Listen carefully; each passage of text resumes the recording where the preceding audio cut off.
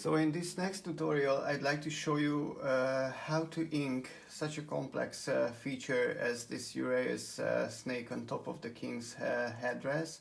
And of course, most of the drawing process will have to take place in a zoomed in environment for the fine details to be captured precisely. And at the same time, I lowered the opacity of the layer to 70% so we can see the pencil lines through our ink line for the added necessary precision. And as you can see in this feature, there are lots of curves and lots of sensitive areas where lines are touching, and there will be a lot of sun and shadow transition in between. So I'm going to use a combination of the smoothing tool in Photoshop and also the curvature pen tool that is a new addition to Photoshop CC.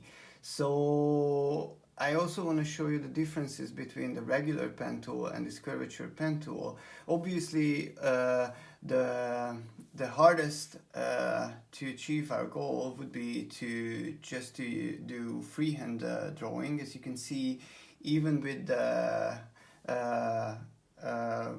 pretty slow movement, my lines would be imprecise and relatively shaky. And if I want to add shadow to this portion of the drawing, I would have a hard time keeping the distance in between, and transition would be very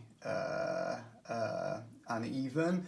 And as I switch to the shadow line and add the shadow to this area, of course there will be, as I zoom in, a lot of waviness and bumpiness to the line quality. I can show it to you without the pencil drawing so you have a better sense of the quality. Of course, as I zoom out, this may pass as a good ink line. So depending on your presentation, there will be a lot of different options for you to explore. However, with using the pen tool or the curvature pen tool, this task becomes a lot more doable. So obviously, when you use the pen tool, as we did in the past, you have to find an endpoint and start building up your line by clicking around the feature like that. And then you have to push down Command and add more lines, more anchor points to the lines, and adjust everything to follow the curves of the original. So this is this involves a lot of adding a lot of anchor points, and of course adjustments by using these handles. And every time you add a new anchor point, there is the possibility that you may have a break in the line so it would break the flow of the line. This is actually not bad comparing to how I would do it freehand. So let's just stroke this this line. Sorry, I have to go back to the sun line.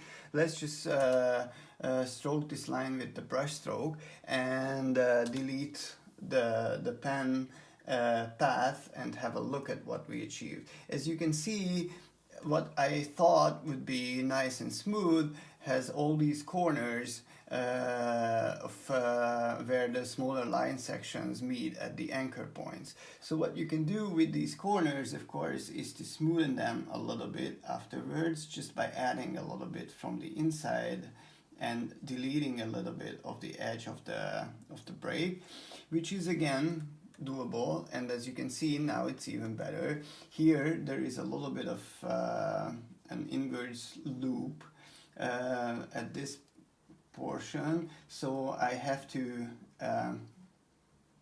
erase some of it. So now it becomes better, but I still don't have a shadow, sun and shadow transition in this portion.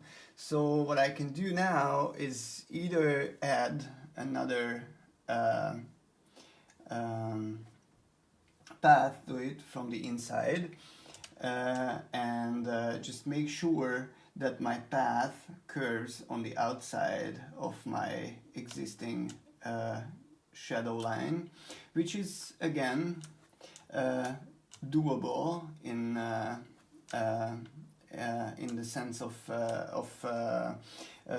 productivity. It's not really too hard to achieve, and then once you add the brush again and delete, now you have a little bit of a sun and shadow transition. Of course, this is probably still not enough for to achieve the real thickness of the shadow line weight, as you can see. So we have to figure out the exact distance our next path would have to be. What you can do to eliminate all these problems during inking is to use a combination of these tools and take over freehand whenever it's easier to do a freehand line, and use the pen tool, favorably the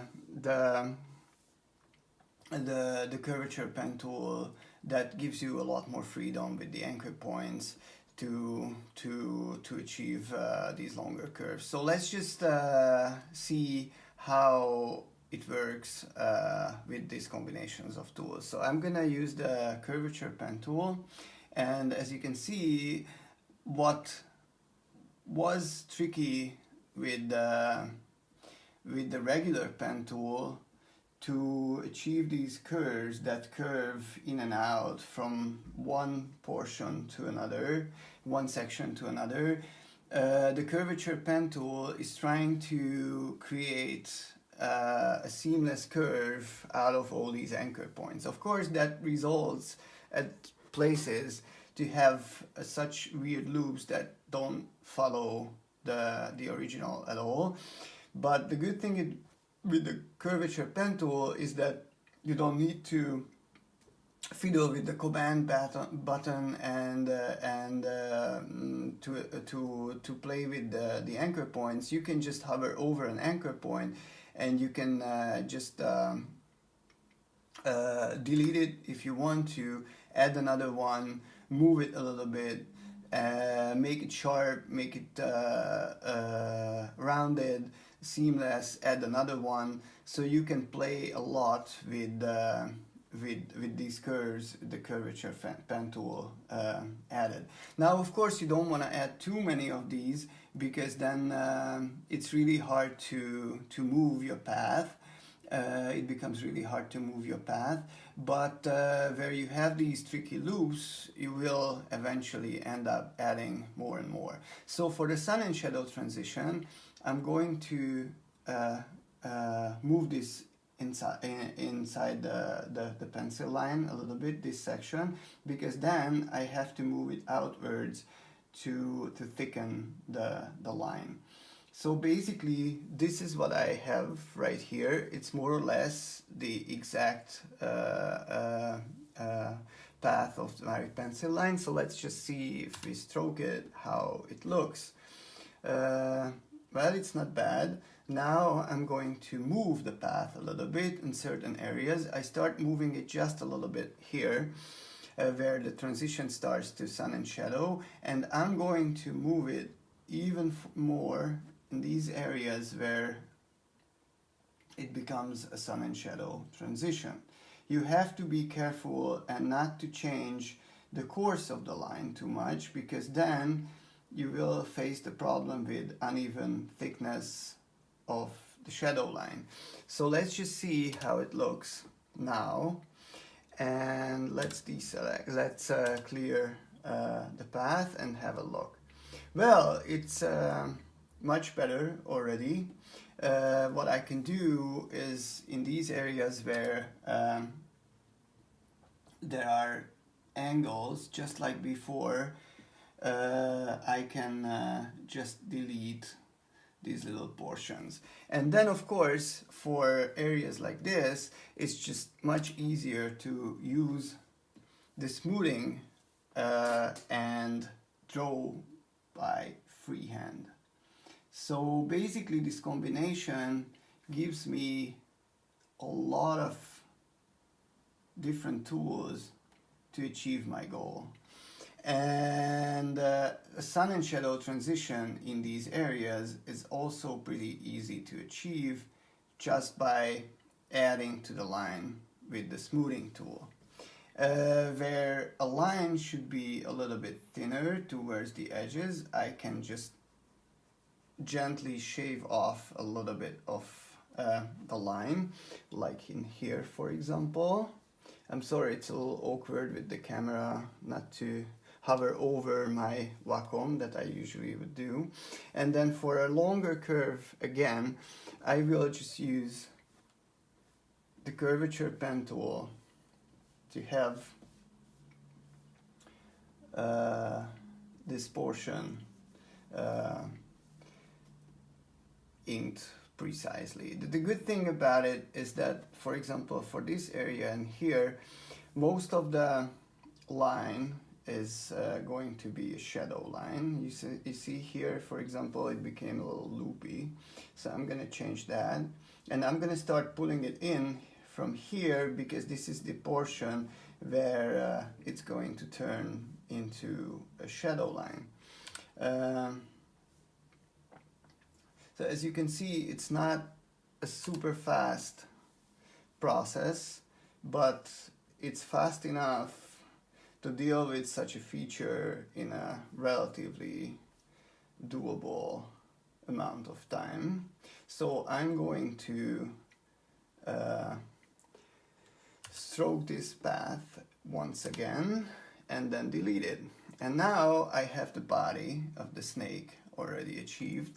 And for this area here, I'm just simply going to take over by freehand. So I'm going to add these areas here by freehand, and then I'm going to, sorry, I have to keep my breath in for such a long, nice curve to achieve. But then I'm going to add the shadow later on. As you can see, I'm already up here where it becomes part of the crown, and now I'm going to on the outside. And the smoothing tool is really your best friend for such short loops, because it really is very nice and smooth when it comes to brush strokes in Photoshop. And at the same time, you kind of have the sense of doing everything freehand. There are no vectors, no weird transitions. Now you can see how I interact with the shadow line areas. I'm just gently moving it inwards. And here where, well, of course you can switch to a thinner line, thinner brush stroke, but then you have to go over more than once, or you end up having a gap in between that you have to fill in. So this is also an option. And a little bit of unevenness in the shadow line weight is actually not a problem, but makes it even better and more believable, as you can remember that when you see a carving, a carved surface, there is some unevenness to the depth of carving as well. It's just the nature of how these lines are made. So obviously, to have a little bit of variety in line weight when it comes to sun and shadow is not really a bad thing. But it's important to have smooth lines, because when you want to present details of your drawing, you really want to it to look as precise as possible. So basically I'm done with my task. All that's left is to show you the result, and as you can see, this was this took just a couple minutes to achieve. So let's have a look at what we've done. It's actually a pretty nice and detailed cobra with lots of sun and shadow transitions. Of course, you can always go back and perfect these little corners just by erasing a little bit or adding a little bit to it.